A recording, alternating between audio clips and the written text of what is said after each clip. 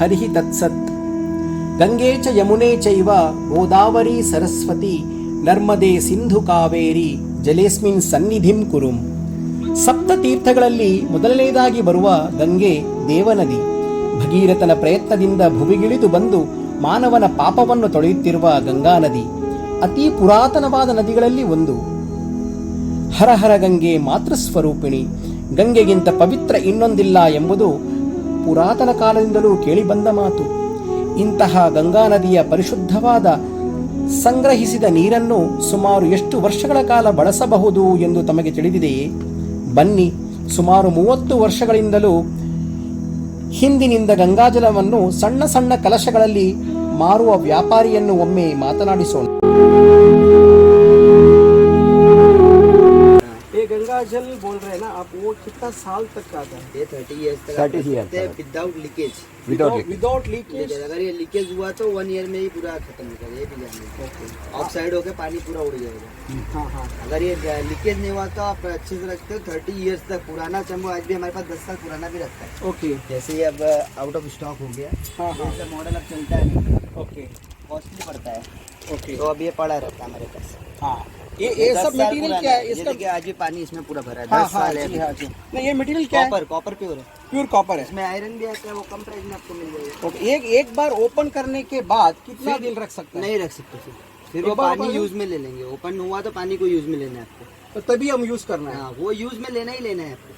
अगर ये एक ओपन कर दिया आपने, ओके, फिर इसको रख नहीं सकते, स्टोर करके नहीं रख. तभी हम यूज करना. हाँ, यूज कर दीजिए. एक दिन एक बाल्टी में कर लीजिए. एक बाल्टी पूरा बकेट लीजिए, उसमें डाल दिए, पूरा गंगा जल हो ओ, गया. ऐसा? एक बराबर हो गया वो. ओ, ऐसा कर सकते थोड़ा हैं. एक बूंद भी गंगा जल पानी में मिल गया तो वो बराबर पूरा गंगा जल ही बराबर हो गया. सही बात. तो इसका बेनिफिट ये होता है. लोग जैसे तमिलनाडु में लोग होते हैं, हाँ. उनको दिवाली पड़ता है ना. ओके. तो उसमें स्नान करना नियम है उनको गंगा जल से. तमिल हम बैंगलोर वाले हैं, हमको भी वो नियम है. ठीक है. तो वो करते क्या है, जो काशी नहीं आ पाते ना, वो ऐसे ही पानी के चम्मू रखते हैं, बकेट में लिए, उससे स्नान करिए, समझिए काशी स्नान हो गया उनका. Correct correct. उनका मान्यता यही है. आपका नाम क्या है? हाँ, राजू सेठ. राजू सेठ. ओके. उनका आप इधर ही वाले हैं? प्रॉपर. कितना साल से कर रहे हैं ये सब? तो सर मान के चलिए 10 years हुआ. पिताजी को 40 years का ओल्ड शॉप है. ओके. 40 years का शॉप है. अच्छा sir, thank you very much. India में सबसे पुराना शॉप मानिए तो एक है. अभी ले रहा हूं. अभी भी कोई मॉडिफाई वगैरह नहीं है, सब पुराने तरीके ये से. किसी को भी दान दे सकते हैं, गिफ्ट कर सकते हैं. गिफ्ट भी किसी को दे सकते हैं. सही बात. Thank you sir, thank you very much.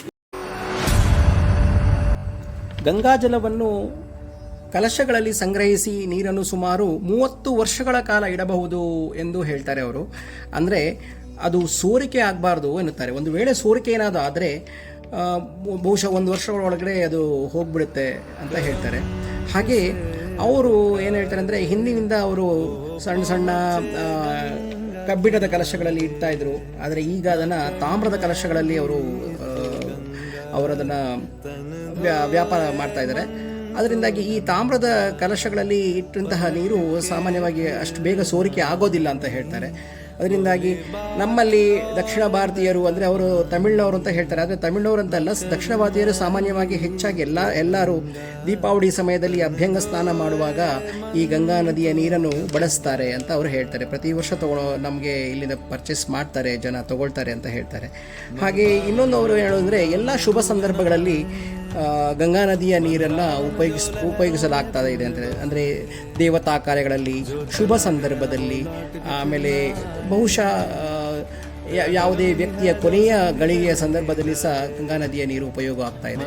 ಹಾಗೆ ಗಂಗಾ ಜಲವನ್ನು ಅತ್ಯಂತ ಪವಿತ್ರವಾದ ನೀರು. ಇದನ್ನು ಸರಿಯಾಗಿ ಅದನ್ನು ಇಟ್ಟರೆ 30 ವರ್ಷಗಳ ಕಾಲ ಇದು ಹಾಳಾಗೋದಿಲ್ಲ, ನೀರು ಹಾಳಾಗೋದೇ ಇಲ್ಲ ಅಂತ ಹೇಳ್ತಾರೆ.